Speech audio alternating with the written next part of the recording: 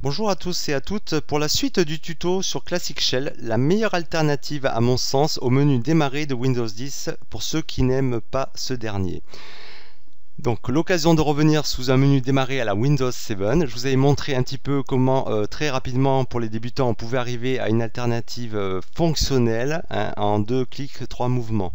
Alors maintenant la suite et la fin vraisemblablement de tuto sur Classic Shell intéressera les utilisateurs avertis et ceux qui sont plus exigeants pour avoir un menu démarrer beaucoup plus poussé et à leur goût. Alors moi je vous conseille une première chose. Vous avez donc votre Classic Shell que vous ouvrez au clic gauche, je ne vais pas y revenir. Hop. Vous allez créer un raccourci depuis Programme, Classic Shell, vous sélectionnez Paramètres de menu démarrer classique, vous le glissez, clic droit et vous créez un raccourci, comme ça il sera accessible directement pour le tuto et rapidement vous pourrez y faire les modifications en suivant ce tuto.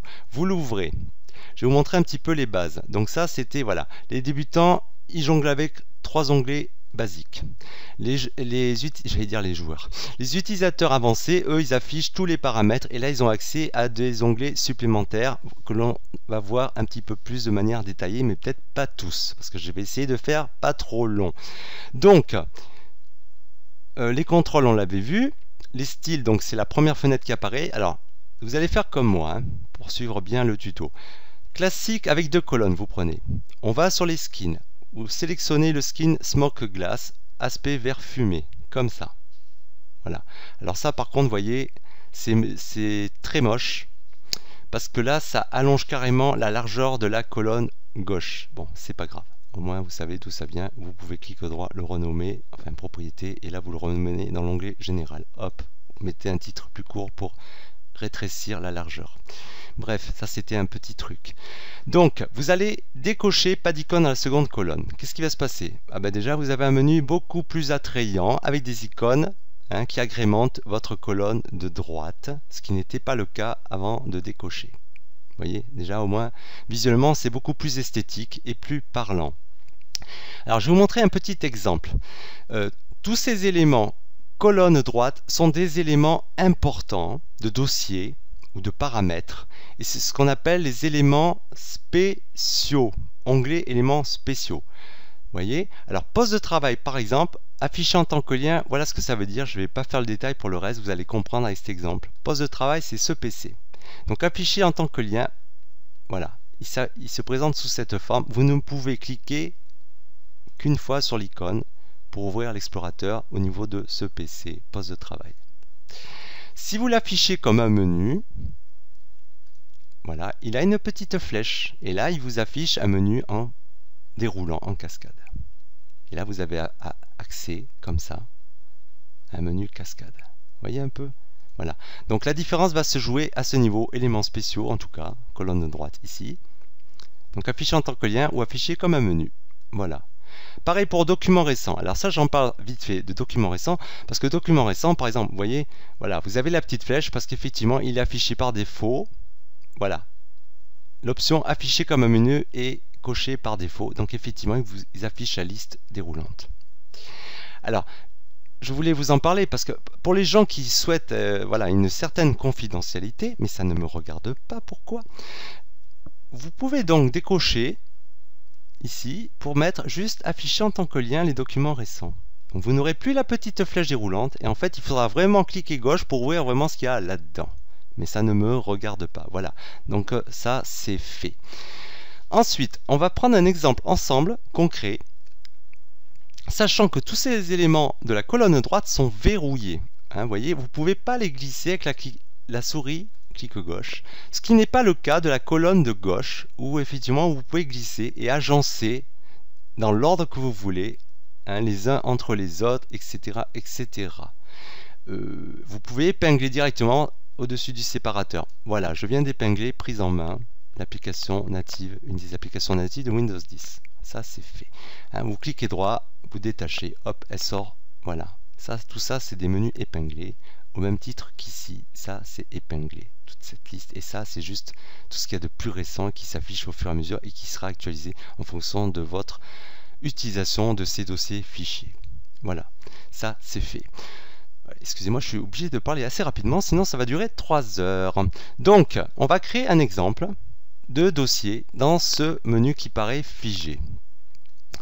Alors, je vous conseille donc de créer vos raccourcis sur le bureau. Vous allez voir pourquoi. Alors, on va faire ça ensemble. Bon, vous souhaitez avoir le courrier, par exemple. Clic droit, je glisse, je crée un raccourci. On répète la même chose inlassablement. Carte, allez, clic droit, je glisse sur le bureau, je crée un raccourci. On en fait un troisième, puis ça sera tout. Le pense-bête que je déteste. Clic droit, je crée un raccourci. Voilà. Maintenant, donc, ça peut être des raccourcis vers vos applications les plus fréquemment utilisées, vos applications favorites. Vous ouvrez l'explorateur. Vous allez créer un répertoire, puisque l'objectif c'est d'en créer un ici.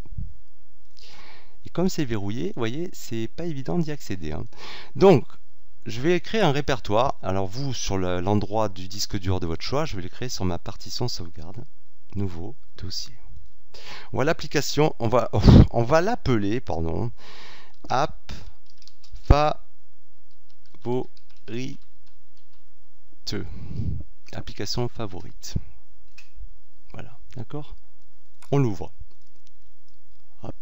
On va glisser nos 3 icônes de raccourcis créées sur le bureau et on les déplace évidemment pour ne pas laisser de déchets derrière. Pour l'instant, rien de particulier. Donc c'est là où vous revenez sur le menu les paramètres de Classic Shell, détaillés. Et donc là, vous allez aller là. Alors ça, c'est l'onglet par excellence pour les utilisateurs avancés exigeants. C'est là où tout va se jouer. Regardez ça. Vous avez donc un volet gauche avec tous les éléments qui correspondent à ce qui est ventilé dans votre menu démarrer. Vous voyez? Un peu plus lentement. Par exemple, programme, c'est ici. Application, c'est ce répertoire qui apparaît ici. Vous voyez? Donc il y a quand même un ordre là, vous voyez, en défilant d'apparition des éléments dans cette colonne qui vont se poursuivre si on continue en bas dans le volet ici, gauche, des paramètres. Sur la colonne de droite, il y a une correspondance sur la colonne de droite, vous voyez, arrêter, et bien le voilà, le bouton arrêter, il est ici. Donc tout va se jouer ici, sachant que vous pouvez supprimer tout ce que vous voulez en clic droit dans ce volet gauche pour aérer tout ça si vous voulez. Voilà. Par contre, le volet droit de paramètres, j'essaie de parler plus lentement parce que c'est vrai que c'est pas évident. Ce sont des commandes disponibles offertes par Classic Shell et là par contre ça ne bouge pas. Vous aurez toujours ces commandes disponibles. La liste est immuable. Alors par exemple, vous faites une boulette, programme, vous supprimez l'élément par accident. Il n'est plus là le pauvre. Donc vous allez le remettre grâce aux commandes disponibles. Programme, vous revenez ici, vous le glissez gauche et vous l'ajoutez. Alors vous ne plantez pas, il faut bien manier parce que des fois vous pouvez créer un sous-répertoire. Voilà, par exemple, ça crée un sous-menu dans la zone de recherche. Et là mon programme est bien revenu. Vous voyez? Voilà. Alors si je le glissais dessous application, il se retrouve dessous application. Vous voyez, vous l'avez vraiment en live, le changement. OK. N'oubliez pas de valider à chaque fois avec OK quand vous avez fini de paramétrer tout ça. Sinon, ça ne va pas garder les changements. Donc, on va créer ce fameux dossier ici des applications favorites. Alors pour cela, vous allez descendre un petit peu l'ascenseur. Donc là, on va se caler ici. Par exemple, paramètres, connexion réseau. Alors ça, ne me demandez pas pourquoi, c'est protégé, il y a un cadenas. Il est ici dans la colonne de droite. Connexion réseau, vous voyez, ici. Alors ce que vous allez faire, vous allez prendre par exemple programme, enfin c'est même pas par exemple, vous allez prendre programme, il n'y a que lui que vous pouvez prendre.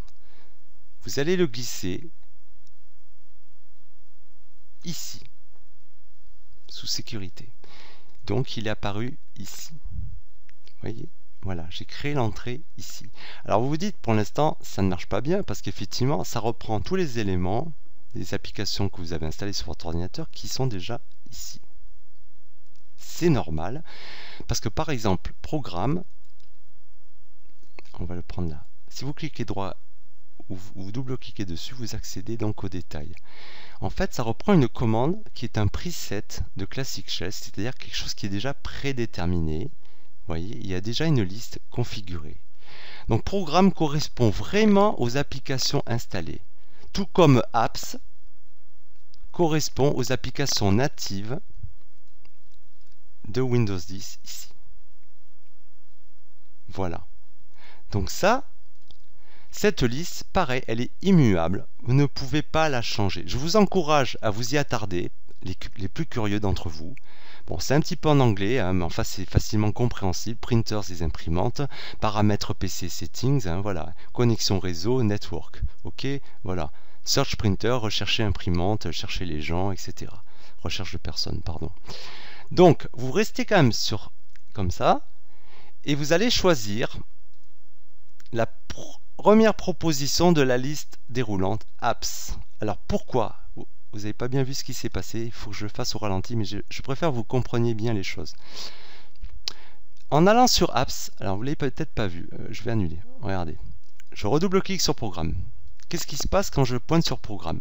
La deuxième ligne lien, elle est grisée. Alors, je ne vous dis pas comment il a fallu que je bidouille, que je bricole pour découvrir tout ça de moi-même. Alors, je vous le fais partager. Merci à moi et tant mieux pour vous. Donc, vous allez aller, pour dégriser cette case, choisir Apps. Donc, maintenant, elle est dégrisée. Alors, elle est intéressante, cette option de lien. Alors, voyez pourquoi, en ouvrant ici. Vous ouvrez donc une fenêtre de navigation, c'est parce qu'en fait, elle vous offre le choix entre deux boutons importants. Sélectionner fichier ou sélectionner dossier. Ça, c'est très important, vous ne l'aurez pas d'une autre manière. Alors, pourquoi je voulais en arriver là? C'est parce qu'on va revenir donc sur sauvegarde où j'ai créé mon dossier favori, où il y a vos raccourcis. Et là, vous allez le sélectionner en tant que dossier. Voilà ce qui nous intéresse. Alors maintenant, ce qui est important, c'est que apps, si vous ne le renommez pas, il va pointer toujours sur les applications ici. Il correspond aux applications natives Windows 10. Donc vous allez lui donner le nom que vous voulez. Surtout pas choisir un nom ici dans la liste de presets. Donc vous allez l'appeler par exemple app, comme mon dossier vers lequel il pointe, favorite. Pardon. Ok. Là, vous lui donnez l'icône, puisqu'on peut changer d'icône. On va choisir un icône. Alors moi, je vous avais dit, j'ai une magnifique collection d'icônes. À vous de vous en créer une. Voilà. Alors un répertoire, par exemple. Qu'est-ce qui peut servir de répertoire?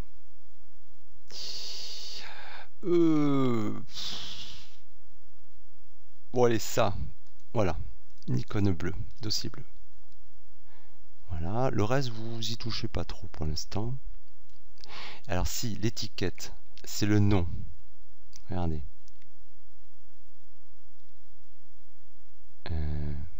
J'ai pas encore fait les changements. Voilà, on va le renommer favori ici aussi. Voilà, et là on fait OK. Voilà, vous voyez bien le changement. Donc on a créé ce répertoire favori avec l'icône de mon choix, pointant effectivement vers mon emplacement de sauvegarde où j'ai placé les 3 raccourcis que l'on a créés au début du tuto carte, courrier, pense bête. Voilà comment on rajoute dans ce menu verrouillé, colonne droit, des entrées. Alors, pour éditer les propriétés donc de chacun des raccourcis ici ou des commandes, voilà. Par exemple, vous pouvez faire ne pas développer. Alors voilà, vous voyez, on a perdu la petite flèche avec l'affichage en cascade. Vous voyez comment on arrive à personnifier de manière un peu plus loin ce menu de Classic Shell. D'accord? Voilà. Je vais vous montrer un tuto, alors, dans la foulée, rapidement, qui va vous être utile. Alors, reprenez mon tuto sur la commande mode God de Windows. Alors ce mode God, hein, Dieu en anglais, je l'avais, c'est un dossier particulier, voilà, avec l'icône spécifique. Vous allez créer un raccourci. Alors déjà vous reprenez mon tuto pour le créer, hein, ce dossier particulier God Mode. Vous le placez où vous voulez. Donc ça c'est l'original. Vous cliquez droit, créer un raccourci, vous avez un raccourci. Voilà, maintenant on peut fermer. Alors pourquoi ça? Parce qu'en fait vous allez à la propriété. Et là vous allez voir la commande, la syntaxe exacte que j'ai utilisée pour créer ce dossier spécial de Godmode.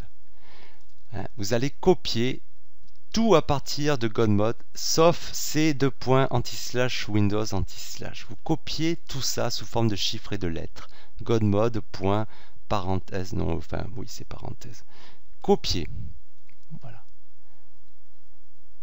C'est pas commode, hein. Donc, vous allez, pareil, créer une entrée.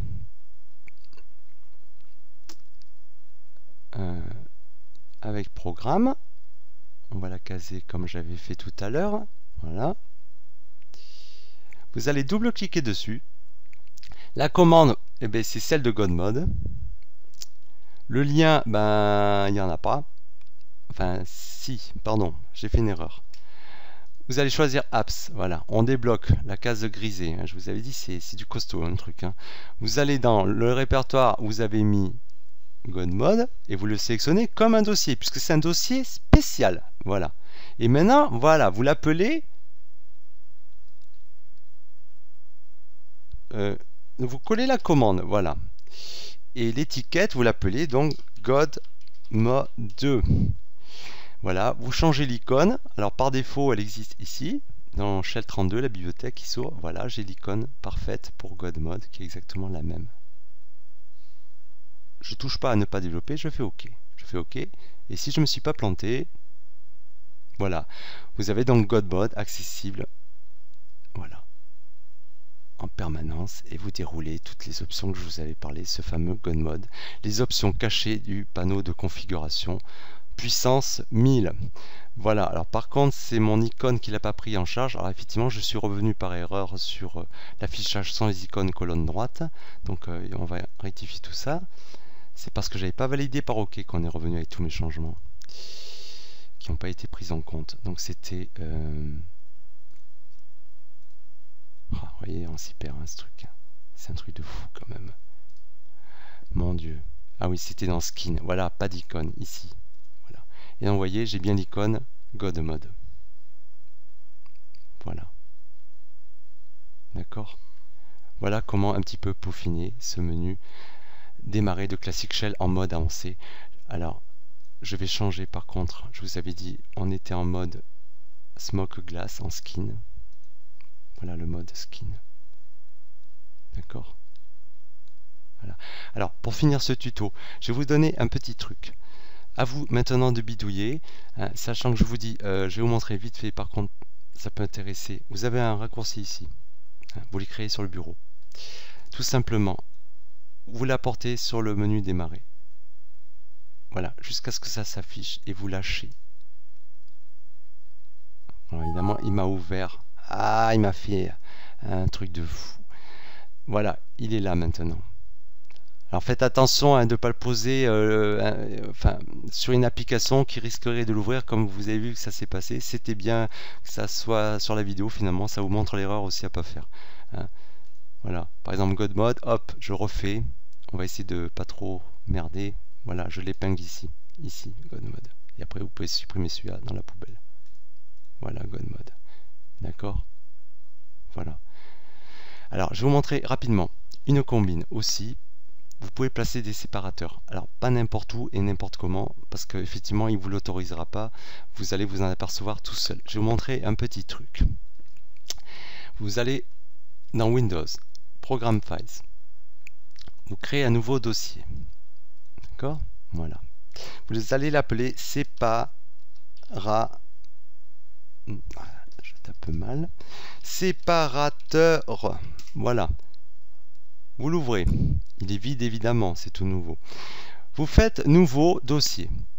Et là, comme nom, vous allez l'appeler avec la touche clavier 8, c'est-à-dire sous forme de tiret à la queue le. Vous faites entrée. Vous avez un dossier comme ça qui s'appelle comme des traits. Vous cliquez droit dessus, vous le glissez, vous faites créer un raccourci. Alors évidemment, Windows protège, il vous propose de le mettre sur le bureau. Le raccourci, vous le faites, voilà, c'est juste un peu lourd. Et vous le redéplacez ici, parce que comme ça au moins vous pourrez faire en mode administrateur, voilà. C'est accepté. J'ai le raccourci de ce fameux dossier très bizarre, vous allez me dire, hein. Voilà. Dossier qui s'appelle comme ça, sous forme de ligne, touche 8, raccourci qu'on a créé dans la foulée. Vous cliquez droit dessus, propriété. Vous allez faire changer d'icône. Et là, vous allez rester sur le chemin par défaut proposé, c'est Windows, système 32, imageres.dll. Vous allez défiler l'ascenseur à l'horizontale. Ah oui, moi je vous dis, c'est pas pour les débutants, un truc comme ça, hein. Donc, voilà, hop, vous arrêtez là où il y a un espace, juste à côté, avant l'icône utilisateur. Il n'y a rien, oui, c'est normal. Vous faites OK. Vous faites OK. Il apparaît rien. Et voilà, c'était le but. Alors pourquoi? Parce que voilà, maintenant vous prenez ce raccourci, hop, vous pointez dessus et vous le casez. Voilà, ici. Il s'est casé ici. Voilà, il s'est casé ici. Excusez-moi. Voilà, il est ici. Vous voyez un peu? Voilà. Ce raccourci, fabriqué de toutes mains par les vôtres, et bien il est ici. Et donc du coup, vous pouvez jouer avec, refaire un raccourci. Ici, voilà. Ouais, il faut y aller hein, quand même. C'est pas de la tarte hein, le truc. Hein. Après je vous dis, hein, c'est utilisateur avancé. Hein. Voilà, vous voyez. Alors l'intérêt des séparateurs, c'est que vous vous organisez d'une manière thématique, par exemple des raccourcis sur les mêmes objectifs, hein, les mêmes applications, ou hein, les applications qui vont dans le même sens. Hein. Vous voulez, je sais pas, classer des applications raccourcis ici, hop, voilà, vous cliquez droit, propriété, générale, paf, un point ici, vous l'appelez infographie. Hop, ok. Maintenant votre raccourci infographie. Avec un séparateur en plus. C'est magnifique. Donc la 2, c'est pareil, vous le renommez, propriété, générale, vous enlevez le 2, vous cliquez en plein milieu là, des tirets, paf, voilà, et là vous l'appelez, je sais pas moi, famille.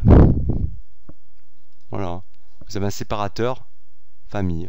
Et puis alors là, vous vous amusez, et voilà, vous avez créé des séparateurs. Voilà, c'était une astuce que je voulais partager avec vous. Un petit peu en mode avancé. Après, prenez le temps de revoir mon tuto au ralenti, en replay, lol. En tout cas, j'espère que ça vous aura apporté un petit peu plus sur comment créer son menu démarrer. Après, je vais vous montrer, moi, juste pour finir, le mien, puisque je vais à l'onglet sauvegarde et je vais charger mon fichier. Voilà, magnifiquement sauvegardé. Voilà, voilà à quoi ressemble mon menu démarrer, sans effectivement les applications utilisées, que j'aurais plus qu'à rajouter, hein, par exemple comme ça, voilà, à la queue leu. Et voilà, et par contre tout mon menu colonne droite est configuré, vous voyez. J'ai mes téléchargements en affichage défilant, cascade. J'ai mes images en lien juste, donc il n'y a pas la petite flèche. Donc je suis obligé, hop, d'ouvrir comme ça. Voilà. Donc à vous de décider, je vous dis, ou pas, d'affecter ces fameuses icônes système d'éléments spéciaux, encore une fois, de la manière que vous souhaitez, en lien, direct, ou en affichage, cascade, avec les icônes, effectivement, de personnalisation, puisque vous pouvez tout faire avec Classic Shell. Voilà un exemple de menu démarrer personnifié. Voilà, sur ce les loulous, je vous souhaite un très bon week-end. Je suis pas sûr de refaire un tuto ce week-end. En tout cas, un bon week-end à vous, à tous et à toutes, et faites-vous pas chier. Ciao, ciao.